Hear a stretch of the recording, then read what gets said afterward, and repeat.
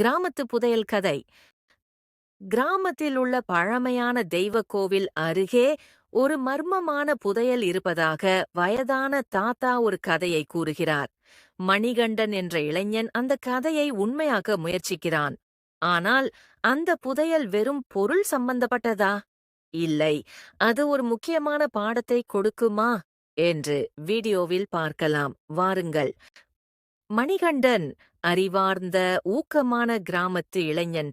தாத்தா கிராமத்தில் பழமையான கதைகள் அறிந்த மூதாட்டி மஞ்சுநாதன் கிராமத்தில் மிகவும் பெரிய செல்வந்தர். இவர்களுக்குள் நடக்கும் கதைதான் இது.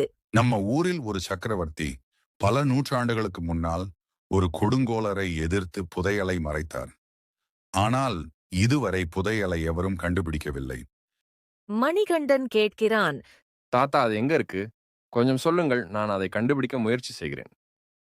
தாத்தா ஒரு பழைய படிக்கட்டின் மீது எழுதப்பட்ட கல்வெட்டை காட்டுகிறார். மணிகண்டன் நண்பர்கள் கதையை உண்மை என நிரூபிக்க கோவிலுக்கு செல்கிறார்கள். அவர்கள் தெய்வ கோவில் வாசலில் ஒரு பழைய ரகசிய வாசல் காண்கிறார்கள்.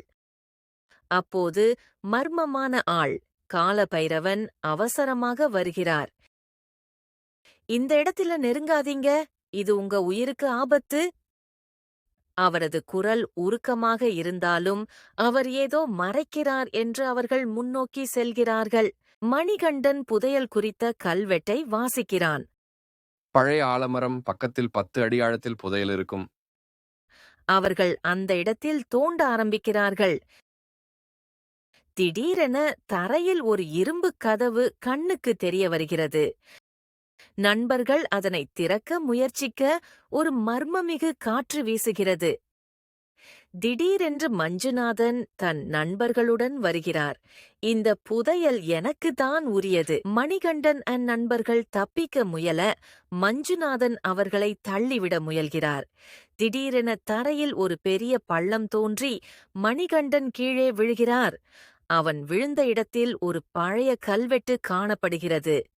உண்மையான செல்வம் பொருளில் இல்லை, அது நம் ஒற்றுமையில்தான் இருக்கிறது.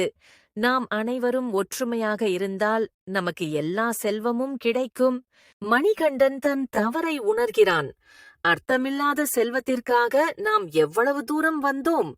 மஞ்சுநாதன் தனது லாப ஆசையை உணர்ந்து மன்னிப்பு கேட்கிறான். கிராம மக்கள் சேர்ந்து புதையலை ஊரின் கல்வித் தேவைக்காக பயன்படுத்த முடிவு செய்கிறார்கள். அமுதா பத்திரிகையாளர் இந்த உண்மை செய்தியாக வெளியிடுகிறார்.